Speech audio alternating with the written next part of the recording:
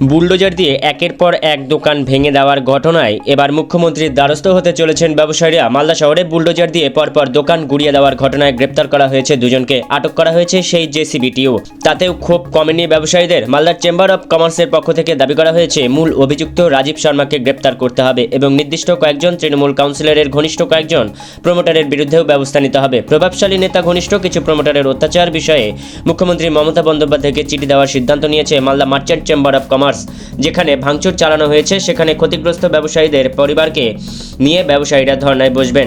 জাতীয় সড়কের ধারেই ব্যবসায়ীদের চলবে বিক্ষোভ সমাবেশ। যেহেতু মাধ্যমিক পরীক্ষা সহ অন্যান্য পরীক্ষা চলছে, সেই কারণে জেলা জুড়ে বিক্ষোভ বা ব্যবসায়ীদের ধর্মঘট আপাতত করা হচ্ছে না। তবে মূল অভিযুক্ত গ্রেপ্তার না হলে জোরদার আন্দোলন শুরু করবেন ব্যবসায়ীরা, জানিয়ে দিলেন মার্চেন্ট চেম্বার অব কমার্স। দেখুন, প্রশাসন কি ভেতরে ভেতরে করছে বা কীভাবে এগোচ্ছে সেটা তো আমাদের পক্ষে বলা সম্ভব না, কিন্তু এটুকু বলতে পারি প্রশাসন আমাদের কথা শুনেছে, আমাদের এখানে এসেছে, আমাদের কাছ থেকে এফআইআর নিয়ে তাদের যা অন্তর্নিহিত কাজ আছে সেগুলো তারা করছে।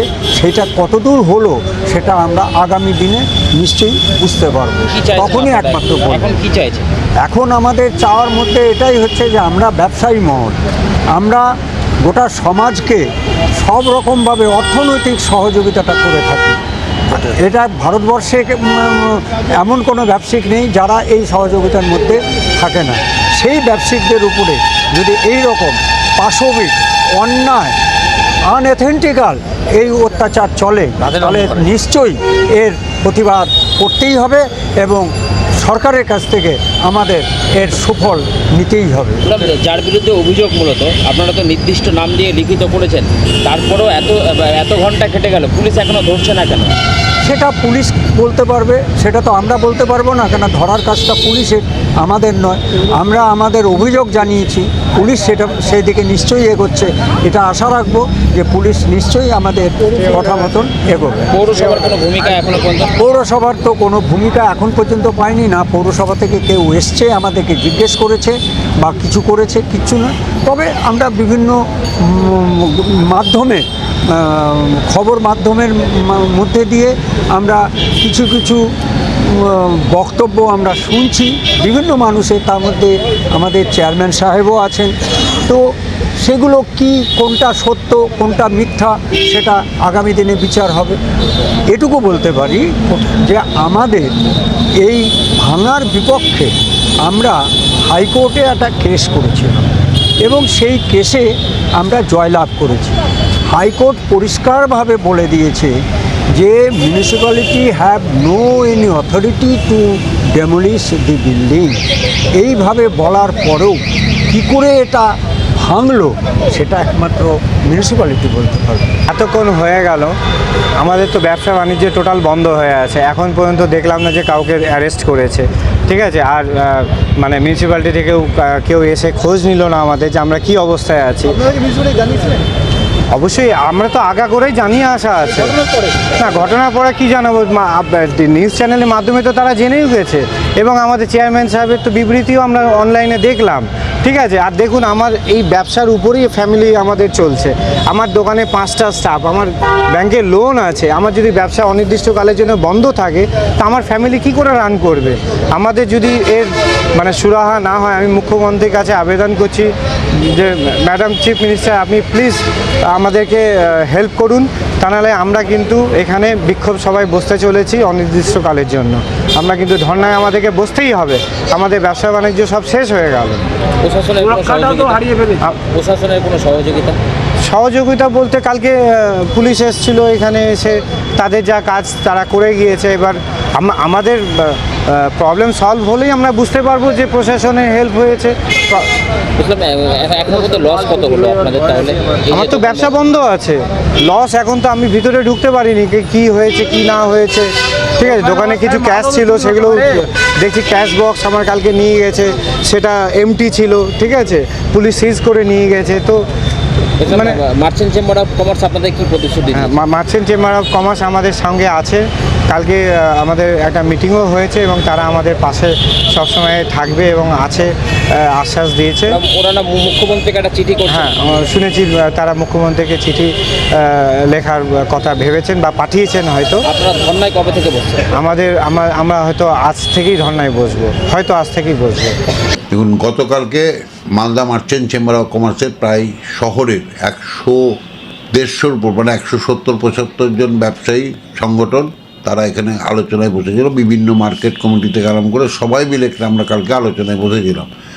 সেখানে সর্বসম্মতভাবে একটা সিদ্ধান্ত হয়েছে যে আমরা যদি অ্যারেস্ট না হয়, যদিও কালকে রাত্রি 11:30 নাগাদ আমাকে ইংলিশ বাজার থানা থেকে খবর পাঠিয়েছে অলরেডি 2 জনকে অ্যারেস্ট করেছে এবং জেসিবি যেটা দিয়ে ভাঙা হয়েছে সেই জেসিবিটাকেও সিজ করা হয়েছে।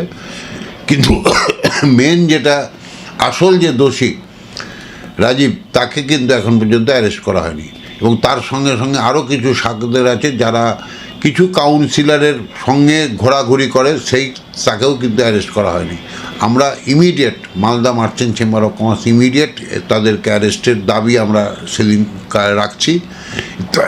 তার সঙ্গে সঙ্গে আগামীকাল আমরা পশ্চিমবাংলার মাননীয় মুখ্যমন্ত্রী শ্রীমতী মমতা বন্দ্যোপাধ্যায়, যিনি সবসময় ব্যবসায়ীদের সুখে দুঃখে আমাদের পাশে থাকেন, তার কাছে আমরা লিখিতভাবে বর্তমান মালদার পরিস্থিতি নিয়ে, বর্তমান মালদায় যে একটা রাজত্ব চলছে, মানে প্রমোটারি রাজত্ব যেটা চলছে, তার বিরুদ্ধে মাননীয় মুখ্যমন্ত্রীকে লিখিতভাবে আগামীকালকে আমরা জানাবো। এর সঙ্গে বিভিন্ন রাজনৈতিক নেতারা জড়িত আছেন এবং তাদের বিরুদ্ধেও আমরা কিন্তু মাননীয় মুখ্যমন্ত্রীর কাছে আমরা অভিযোগ জানাবো।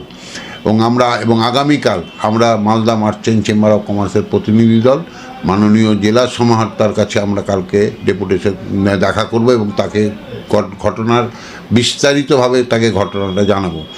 এরপরে যদি কোনো কিছু না হয় তাহলে কিন্তু আমরা বন্ধের দিকে অগ্রসর হব এবং যে কোনো দিন আমরা এটা বন্ধকে যেহেতু পরীক্ষা আছে, বিভিন্ন পরীক্ষা, মাধ্যমিক পরীক্ষা থেকে স্কুল ফাইনাল পরীক্ষা থেকে বিভিন্ন পরীক্ষাগুলোর জন্য আমরা বিভিন্ন রাস্তায় কর্মসূচি গ্রহণ করতে পারিনি। তবুও আমরা যে বিল্ডিংটা ভেঙেছে ওই বিল্ডিংয়ের সামনে একটা অবস্থান ধর্মঘট রাখবো। ওখানে আমরা বিভিন্ন সংগঠন থেকে তাদের পরিবারকে নিয়ে, যাদের বাড়ি ভেঙেছে তাদের পরিবারকে নিয়ে সেখানে আমরা ধর্নায় বসবো এবং আমরা আশা করব যে পশ্চিমবাংলার মাননীয় মুখ্যমন্ত্রী, জেলা প্রশাসন কর্তৃপক্ষ তারা সুনজরে, ব্যবসায়ী বলে না, যে কোনো মানুষের প্রতি যে অন্যায়টা হচ্ছে সেই অন্যায়ের জন্য তারা চেষ্টা করবে। মালদা জেলাতে এরকম নজিরবিহীন ঘটনা এই প্রথম বোধহয় আমরা ব্যবসায়ী সমাজ না, সাধারণ যারা পাবলিক তারাও মনে হয় প্রথম দেখলো এটা, যে রাতের অন্ধকারে চোরের মতো এসে এইভাবে জেসিবি দিয়ে ভাঙা। এটা কোনো উপর মহলে রাজনীতিক কোনো আধিকারিক যদি না থাকে তাহলে এই রকমভাবে কেউ কোনোদিন করতে পারে না। এটা সাধারণ একটা ব্যবসায়ী এইভাবে ভেঙে চলে যাবে, এটা আমরা কোনোদিনও মেনে নিতে পারছি না। কিন্তু নিশ্চয়ই এর মধ্যে রাজনৈতিক কোনো মদত আছে। সেই মদতটার জন্য আমরা আজকে মুখ্যমন্ত্রীকে চিঠি পাঠাচ্ছি, সমস্ত রকম ডকুমেন্টস দিয়ে আমরা মুখ্যমন্ত্রীকে চিঠি পাঠাচ্ছি, কারণ আমরা চাই এখন মুখ্যমন্ত্রীর হস্তক্ষেপ যেন মালদাতে হয়, না হলে আমরা এই দোকানগুলোকে নিয়ে আমরা বড়সড় আন্দোলন করব আগামী দিনে। বন্ধ রাখবেন জেলা? হ্যাঁ, আমরা আস্তে আস্তে কর্মসূচিতে নিয়ে যাচ্ছি, কেননা সামনেই মাধ্যমিক পরীক্ষা, উচ্চ মাধ্যমিক পরীক্ষা, আমাদেরকে সেটাও দেখতে হচ্ছে। কেননা আমরা ব্যবসায়ী সমাজটা তো আমরা সবাইকে নিয়ে চলি, আমাদের ট্যাক্স নিয়েই গভর্নমেন্ট চলে, আমরা চেষ্টা করি সবাইকে নিয়ে যাতে আমরা চলতে পারি। তো সেই জায়গাতে আমাদের শান্তি শৃঙ্খলা বজায় রেখেই আমরা কাজ করার চেষ্টা করছি। আমরা কিছুক্ষণের মধ্যে আমরা এখানে একটা বিক্ষোভ সভা করার আমরা চেষ্টা করছি, আমাদের সমস্ত মহিলারা ওখানে আসবে। আমরা আস্তে আস্তে কর্মসূচির দিকে এগাচ্ছি। আমাদেরকে জেলা প্রশাসন এবং পুলিশ প্রশাসন আশ্বাস দিয়েছে যে অতি সত্বর আমরা আপনাদের যা দাবি আছে সেই দাবিগুলো আমরা মানব। যতক্ষণ না দাবি মানছে আমরা এই বিক্ষোভ সভাটা আমরা করছি। সেই বিক্ষোভ সভার মধ্যে দিয়ে আমরা সমস্ত দাবিগুলো আমরা জানাবো।